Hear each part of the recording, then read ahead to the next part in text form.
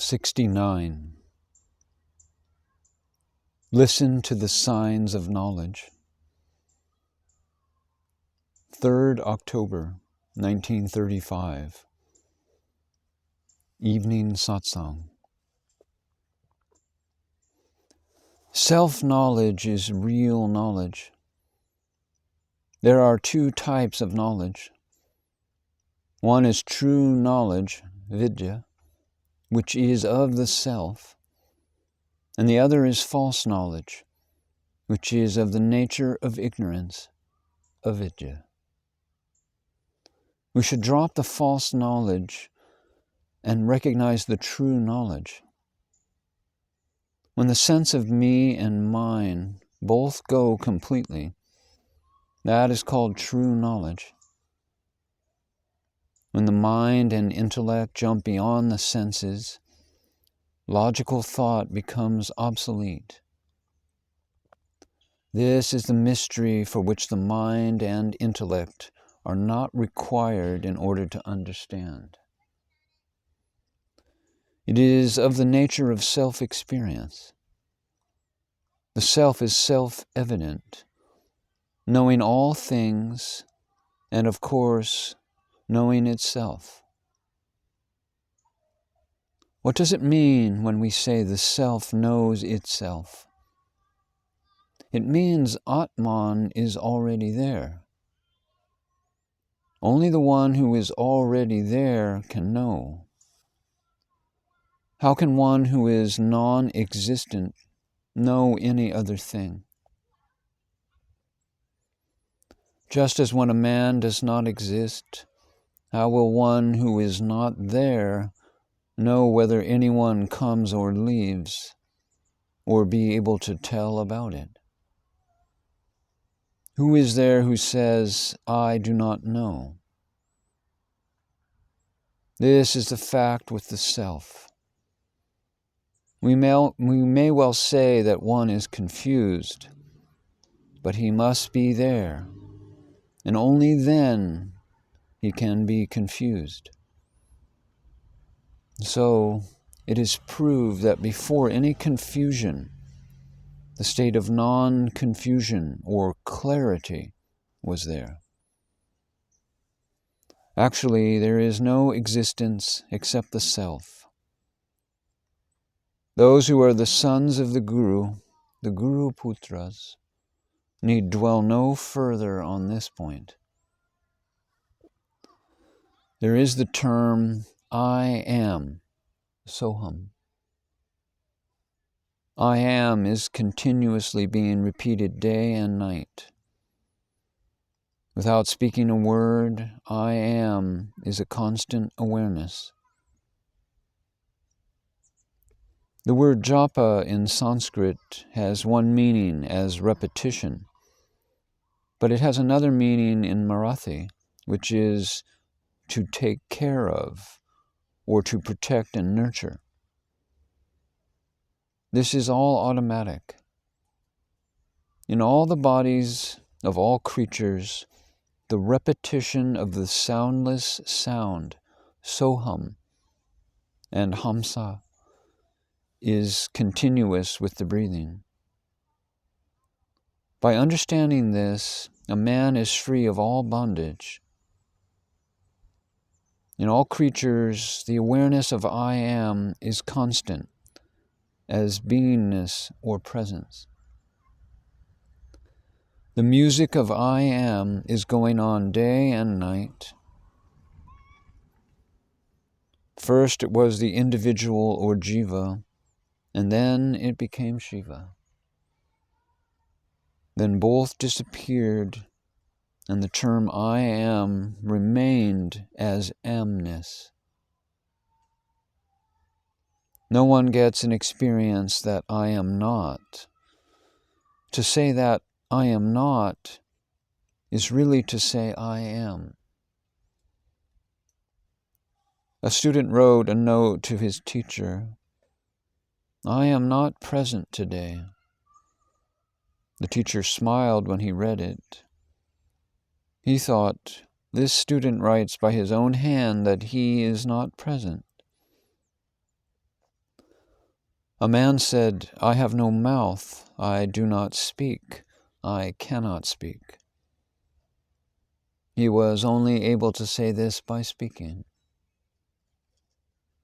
The experience of being is beyond the origination of speech, without needing mention. The world of knowledge is the vision of understanding. How can one know I am dead?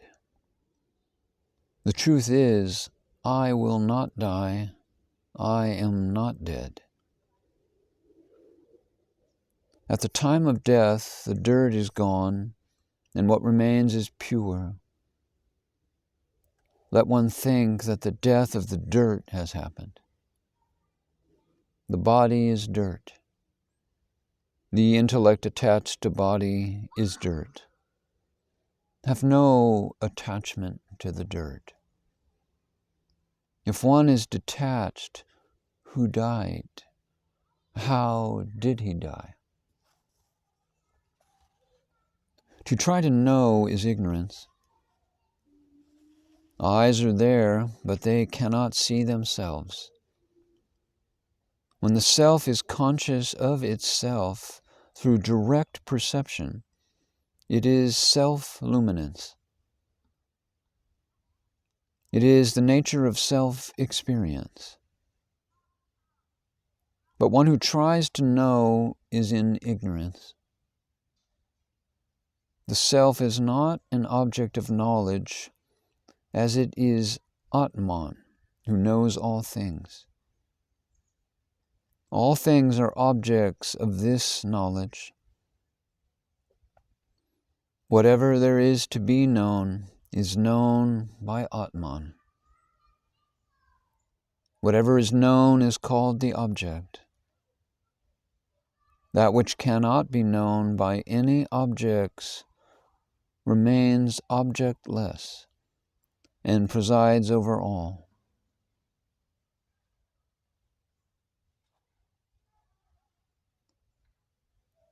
Atman is the first and primordial I, which sees all, which nobody or nothing in the world can shut out.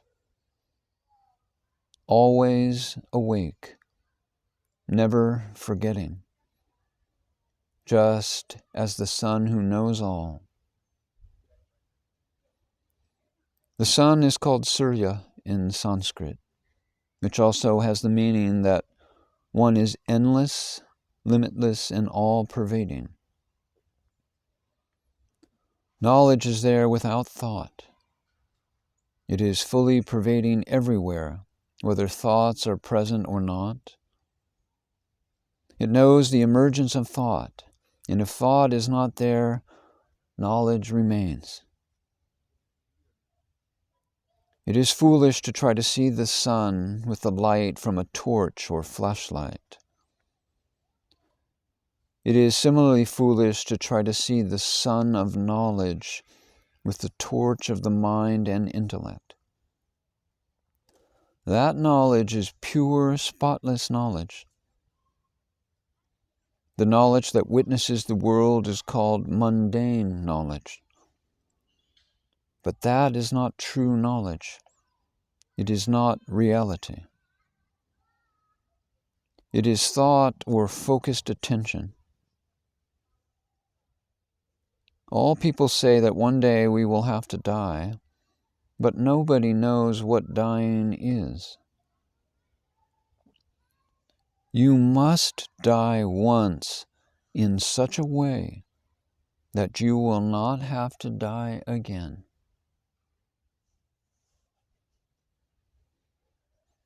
The knowledge that is the fourth body, the Turiya state, or Sat-Chit Ananda, is not pure knowledge. It means that you remain. The Turiya state is aware that you and Brahman are two separate things. And Turiya, in a subtle way, still indicates duality. When Turiya ends, it is not permanent, but Brahman does not end. Turya is time, and time implies ending. To end is the nature of time. Yet Brahman has no end. Brahman alone is real. This is the pure knowledge. The Mahavakya is the great statement, the ultimate statement. It has a good meaning, and it is truly great in itself. The great statement, Eham Brahmasmi, means I am Brahman. Its utterance itself is very high, but you have to pursue its meaning, its source. Mere repetition of Eham Brahmasmi does not break the spell of illusion.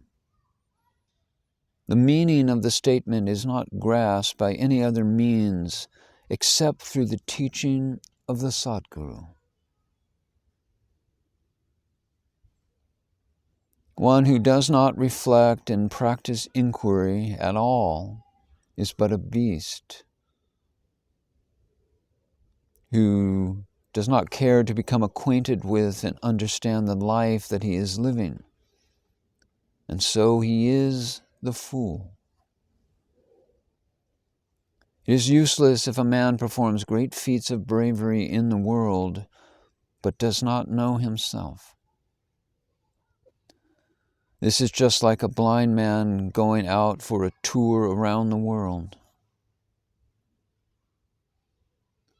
When one knows and realizes the truth and has direct experience, only then has he fruitfully used his life. To meditate on the great spiritual statement, Eham Brahmasmi, I am Brahman, is an indication of wisdom. To gain oneself by oneself is like deducting one from one. What remains in the equation 1 minus 1 is the Supreme Self, Param Atman, which is without name and form. We have to die completely and yet remain without dying. This is a rare state of wisdom. This is real knowledge when one meets oneself. All ties, all bondages are broken suddenly. Finally, when we think very keenly about it, it is revealed that this experience comes into being of its own accord. In Vedanta, to know that the root of all the moving and unmoving creation is one is called absolute knowledge. There, all the various arguments are gone. When we search into ourselves, there is omniscience. We meet ourselves through fine perceptive inquiry. Once you have gained real insight, everything is only Brahman, even though you may call it by any other name. Then you may call a snake as a snake, and a scorpion, but you know that it is only Brahman, absolute pure consciousness. When the observer gets true experience, the job is over. When both the field of knowledge and the knower of the field are gone, only the supreme reality remains. It is experiencing without the experiencer or observer. You may perceive that the outward focus is turning back into itself. The evident meaning and the hidden meaning are both gone. Even the slight notion of saying I am someone or something is also gone. A lamp in a painting does not dispel the darkness. For that, a real lamp must be lit. When the notion that I am is gone, the complete withdrawal into oneself is what remains. The notion that I am a limited being is a concept, a limited notion. It is but the narrow conceptual focus of consciousness. I am is a conceptual state. When it is dropped, only Brahman, the Absolute, remains.